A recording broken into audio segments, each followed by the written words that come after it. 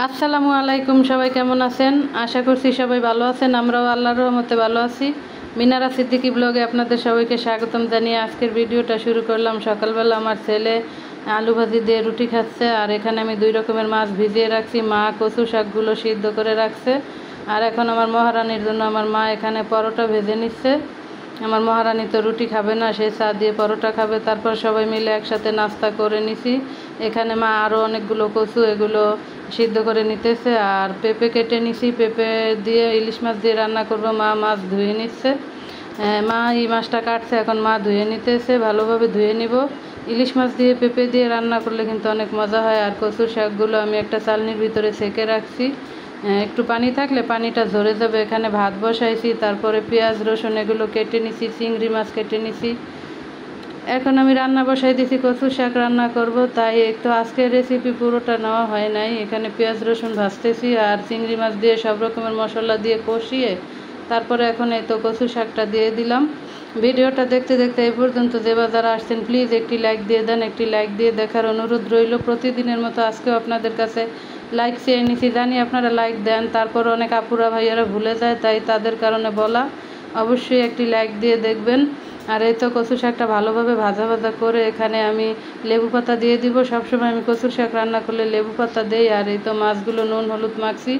এখন মাছগুলো আমি ভেজে নিব। পাশের চুলে আমার কচু শাক হইতেছে।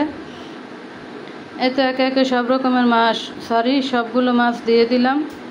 মাছের ভিতরে একটু ডিম হয়েছিল, মা কাটার সময় বাহির করে নাই, সেটা রেখে দিছে। এভাবে কিন্তু মাছ কাটলেও ভালো লাগে, সবাই ডিম পায়।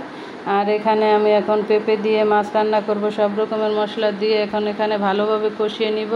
আর মাছটা এক পাশ হয়েছে, আরেক পাশ এখন উল্টে দিব। 2 চুলার ভিতরে রান্না করি তো শর্টকাটে হয়ে যায়, ভালোই লাগে 2 চুলায় রান্না করতে। তারপরে তো মাছগুলো একে একে উল্টানো হয়েছে, মশলা কষানো হয়েছে।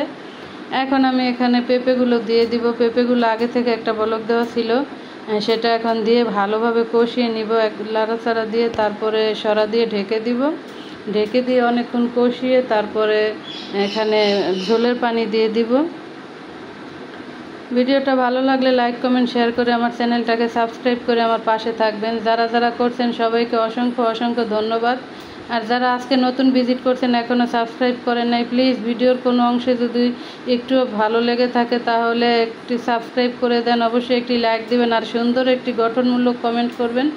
স্প্যাম কমেন্ট কেউ করবেন না, স্প্যাম কমেন্ট অনেক আসে ভিডিওতে। আর প্রতি ভিডিওতেই তো বলা হয় স্প্যাম কমেন্ট কেউ করবেন না, তারপরও আপনারা কেন যে করেন।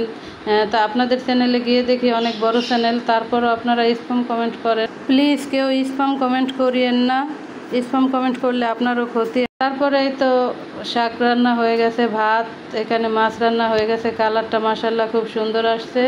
এদিকে মহারানী ঘর দুয়ার গুছিয়ে তারপরে গোসলে গেছে, আর এদিকে আমার আব্বু নামাজ পড়ে আসছে। আজকে আমার আব্বু আসছিল, সবাই মিলে একসাথে খাওয়া দাওয়া করলাম আলহামদুলিল্লাহ।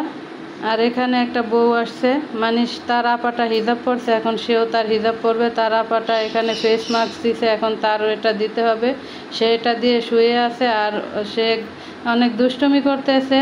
আপাটাকে দেখছে এভাবে ঘুমিয়ে গেছে, তারপর সেও এভাবে ঘুমিয়ে গেল।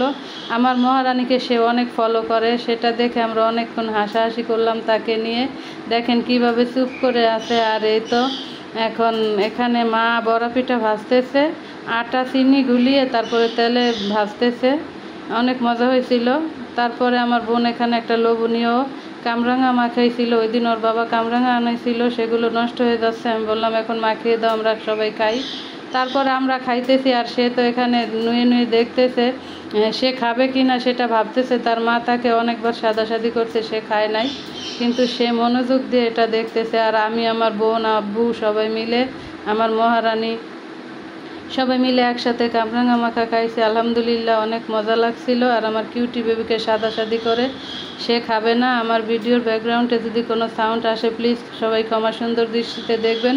আমার কথায় যদি কোনো ভুল ত্রুটি হয়ে থাকে প্লিজ সবাই ক্ষমা সুন্দর দৃষ্টিতে দেখবেন। আমার ভিডিওটা ফুল ওয়াচ করবেন, স্কিপ কেউ করবেন না। আর রাতের বেলা দুনাইদের বাবা এখানে অনেকগুলো ডিম, কেক, তারপরে পেয়ারা, আমরা এগুলো নিয়ে আসছি। এখন আমি ডিমগুলো সব নামিয়ে নিতেছি। ডিমগুলো আমি ধুয়ে তারপরে ফ্রিজে রাখবো। সবসময় বেশি করে ডিম আনলে আমি ধুয়ে রাখি, আর কম আনলে তখন আর ধোয়া হয় না, এভাবেই রেখে দিই। যেহেতু বেশি ডিম আনছে তাই ভাবলাম একটু ধুয়ে তারপরে রেখে দিব। আর 2-3টা ডিম ফাটা বের হয়েছিল। আর এখানে আমি কামরাঙা আমরা পেয়ারা এগুলো ঢেলে নিচ্ছি। আর এখন ডিমগুলো আমি ভালোভাবে ক্লিন করে নিব, তারপরে একটা কাটার ভিতরে রেখে দিব। পানি ঝরলে তারপরে ফ্রিজে রাখবো। এভাবেই আমি সবসময় ডিম সংরক্ষণ করি। অবশ্যই অনেক দিন যাবে না। আর এখানে আমি 5টা ডিম নিছি, সিদ্ধ বসাবো, সবাই সিদ্ধ ডিম খাবো। আর এখানে ফলগুলো ধুয়ে নিছি। আমাদের ঘরে যখন ডিম থাকে, মাছ মাংস যাই হোক, আমার ছেলে ডিম সব সময় খায়। আর এই তো আমি এখন কেকগুলো একটা বক্সের ভিতরে ঢেলে রাখছি। এখন এখান থেকে নিয়ে আমার ছেলে খাবে, আমরা সবাই খাবো। আর এখানে মা মরিচের গুঁড়ো তারপরে লবণ চিনি দিয়ে মাখিয়ে দিল, বলে একটু খাও। আর মা আমরা কাটতেছে আর আমরা সবাই মিলে এখন খাইতেছি। আলহামদুলিল্লাহ অনেক মজার ছিল। আর আমার ছেলে আমাকে যেন কি বলতেছে, সেও শুয়ে শুয়ে খাইতেছে। আজকের ভিডিও এইটুকুই। সবাই ভালো থাকবেন, সুস্থ থাকবেন। আল্লাহ হাফেজ।